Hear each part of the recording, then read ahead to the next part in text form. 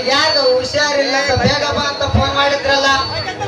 ನೋಡಿ ಡಾಕ್ಟರ್, ಇವರಿಗೆ ಯಾಕೋ ಹುಷಾರಿಲ್ಲ, ಸ್ವಲ್ಪ ನೋಡಿ ಏನಾಗಿದೆ.